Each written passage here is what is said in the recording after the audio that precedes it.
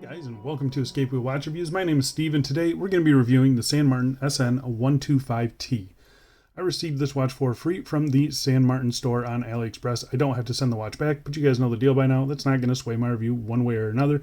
You're always going to get my honest review on this watch channel. And if by the end of this review you find yourself wanting to pick one of these up, I'll be leaving a link in the video description, so go check that out. That is an affiliate link. You guys don't pay any extra, but this channel will earn a little bit of commission on every sale.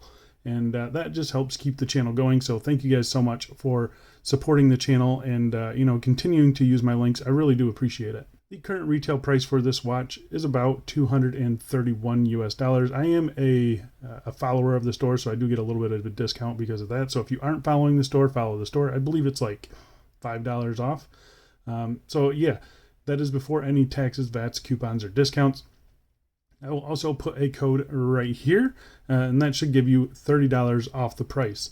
This watch is only available in the colorway that you see here, and I think it looks really, really good. The watch case is made of grade 2 titanium. The bezel is made of CU SN8 marine grade bronze.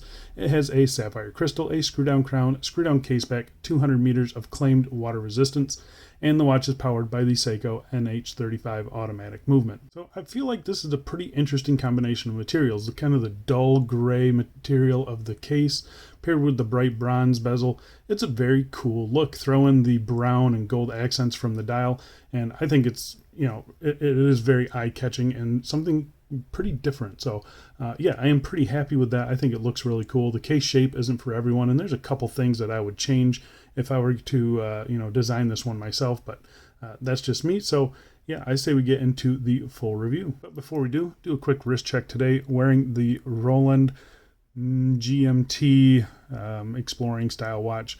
I've been wearing this thing pretty consistently since I got it. Yeah, I absolutely love it. The full review for this will be coming up very soon. All right, let's get to the dimensions. A case diameter of 41.5 millimeters, thickness of 13.6 millimeters, 22 millimeter lug width, lug to lug of 51.8 millimeters, and on the supplied rubber strap, it weighs about 112 grams. So this is a pretty typical case size for this style of watch. This cushion case. I like the way that these things wear, even though they're big. It just, I don't know. Any smaller, I've had a 40 millimeter one, and then it just felt way too small. So yeah, this is kind of a nice size for me, in my opinion. And almost 52 lug to lug. That's going to be the big number for a lot of people. Thickness is fine, in my opinion, for the size of a watch. And I think overall it does look pretty good. And being titanium keeps the weight in check a little bit. The strap is pretty heavy. But yeah, I think the watch head itself is not that bad. So, but yeah, I do like the way that this thing wears. So I'm going to go outside right now and throw it on my wrist for you. Oh, here we are on my 7.5-inch wrist, and you can see it wears really good. I like these square cases for some reason. They seem like they fit better the bigger they are. So yeah, I like it a lot. It's got some decent curve down to those lugs, as you can see there. The strap I'm not a huge fan of, but it's more of a visual thing than anything else. It's comfortable. It does have matching hardware. We'll talk about the strap here in a little bit later, but yeah, I do think it works pretty good. It sits fairly low. It's proportionally thick for its size, and I think for the most part it looks really good. Popping out in some direct sunlight here, you can see really nice texture on the dial and nice color as well. It does have kind of a brownish hue to it. It's very, very subtle, and it is a Fume dial as well. I don't know if you guys can see it or not, but it does look pretty good. There it is in direct sunlight. You got the blue anti-reflective coating there, doing a pretty good job of keeping the dial nice and legible. But yeah, for the most part, the nice dull case with the kind of the shine from the bronze, I think it looks pretty good. Let's go throw this on some straps, and then we'll get back to this review. Here we are on a brown leather strap. Works pretty good. It does feel a little bit loose in the spring bar holes, but it's been working fine for me. I've worn it a couple days now, and it hasn't come out. So I think it's secure enough in there. But yeah, still not a huge fan of those spring bar holes. We'll talk about those a little later, but that does look pretty good in my opinion. The bronze with the brown, I think it goes really nicely. And here we are on a pass-through strap. This is just a green nylon strap. I think it goes pretty well with the color scheme. It kind of has some browns in the dials and the bronze. I think it looks pretty good. What do you guys think? All right, let's go back inside and let's get back to this review. All right, so let's talk about the case finishing on this thing. And the case finishing is very simple. It is a fully bead blasted grade 2 titanium case, as you can see here. It does pick up scratches and it does kind of scuff up, as you can see right there. But that's just the nature of titanium if it's not coated. This one definitely is not coated. But you can see like it picks up some oil stains and stuff like that from sweat and whatnot. I've been wearing this one quite a bit. Got it in some water as well. So, you know, the bezel is also starting to patina a little bit. And I think it just all looks really good though. It's a very tooly style of watch, as you can see there. Nice crisp edges on these things. It's a comfortable case too. Like this bottom edge here isn't sharp or anything like that. Flipping it over to the case back, just a sterile case back here. Very simple. Yeah, it's going to be a pain in the butt to get this case back off, I'll say that, but it is a very comfortable case back. It's nice and smooth and nicely done. One thing I do want to mention, it is not typical spring bars. It's these kind of screw bars, as you can see here, so it screws in from one side. So yeah, I do have some scratches on the lugs from that. That's one thing that I would change. Just normal spring bars would have been a much better option in my opinion. I know why they did that, and that's because the watch that this is an homage to, it does the same thing. I'm just not a big fan of them. I know they're very sturdy. You know, these are going to be more reliable than normal spring bars, but I don't think too many people are actually wearing this thing diving. So yeah, I think regular spring bars would have been a bonus, but yeah, these have been interesting. First time I've had to deal with them. I've had no problem with them at all. So yeah, just something to note. You can see here a nice big oversized crown with the San Martin logo hex in there. Really nicely done. Really nice and grippy crown too. So yeah, I am overall pretty satisfied with the case on this thing. I think it's really nicely done. All right, so let's talk about the bezel on this thing. So the bezel is bronze, and it has a bronze insert. It is already starting to patina. You can kind of see, you know, you got the oils from my fingers here, and that's just what you're going to expect from bronze. You can clean it up with some lemon juice and stuff like that, but I think it ages nicely. I think it's going to look pretty good.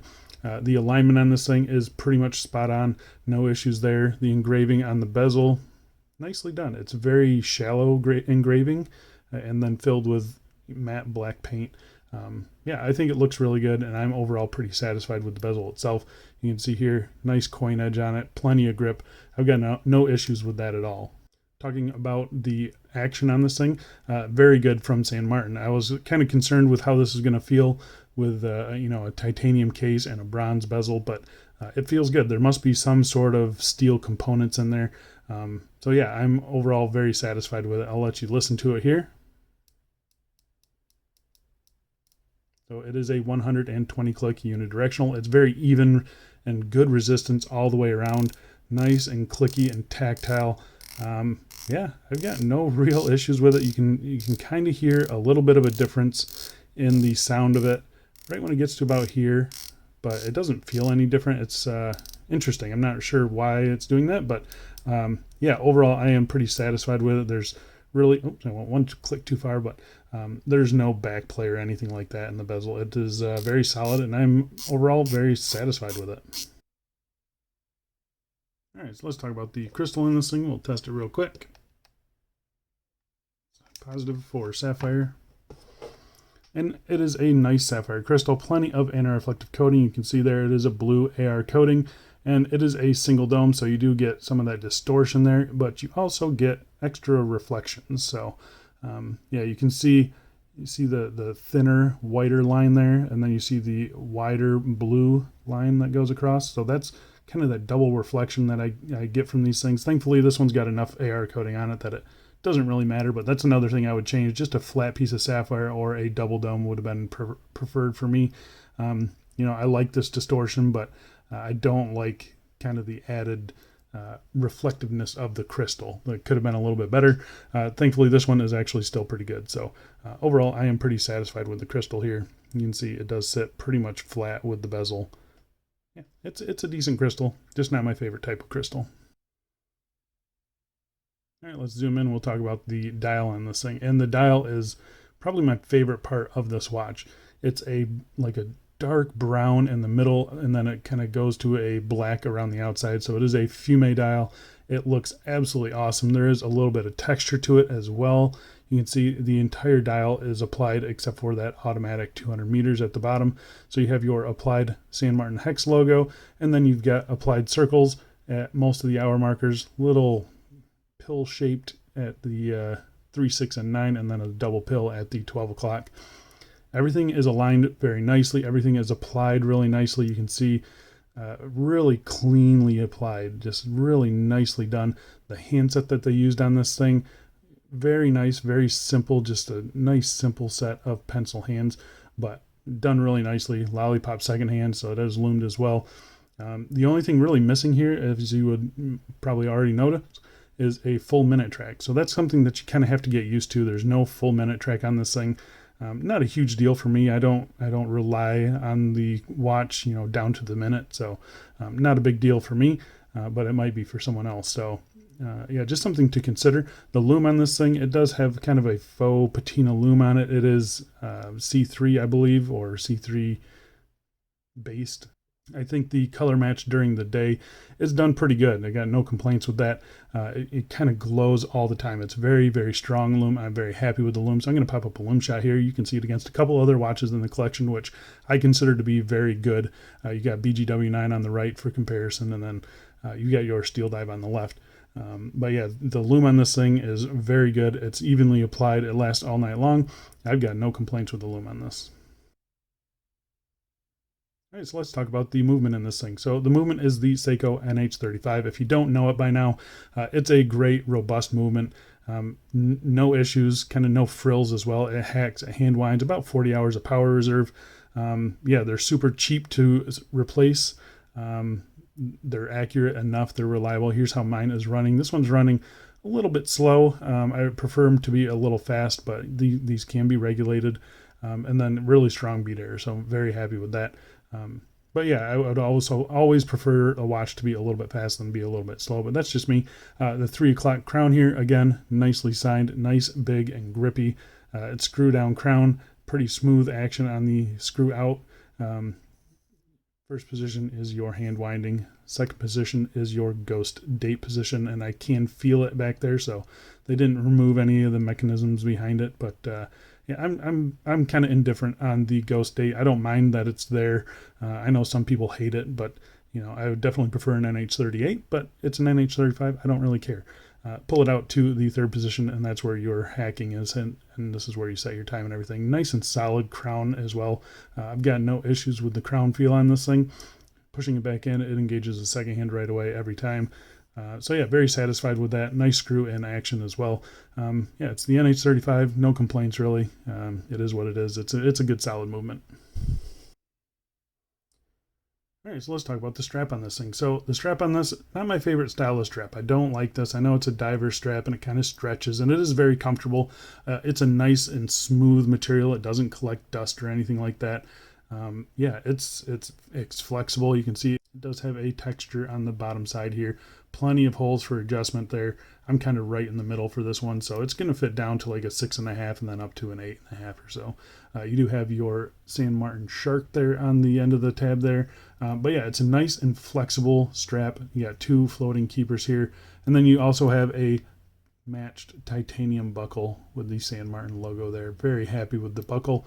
It does kind of flop around. That's my only complaint with it. It's not really solid in there, so you kind of hear it tinking around every once in a while. But other than that, it's a solid it's a solid strap. You can see there it is also signed San Martin on the bottom. No quick release because it does have the screw pins. That's one thing that I don't like. Other than that though, it's a pretty solid strap, just not my kind of style. So just a regular rubber strap is kind of more my thing. And that's mostly what I've been wearing it on, just a simple black rubber strap. So there you go, guys. That is the San Martin SN0125T titanium, bronze, sapphire, Seiko movement. About $200 after my discount. Pretty hard to compete with that. The titanium cases are a little bit harder to machine, so that drives up the cost. Same thing with the bronze, I believe. You get a really cool dial on this thing. I love the dial on this watch. Everything on this thing is solid. Even the strap is nice. If you like the style, the strap is actually really nice. But yeah, that's that's my thoughts on the watch. I think it's a pretty good buy. There's a couple things that I would change. Definitely regular spring bars, maybe a double dome sapphire crystal. That's I would like some hardening on the titanium so it doesn't scratch so easily. But yeah, it's a nice watch. Very cool looking. I just love that combination of that dull titanium with the kind of the shiny bronze. I think it looks really, really cool. I think that's it for me. Thanks a lot for watching, guys, and I will see you in the next one. See ya.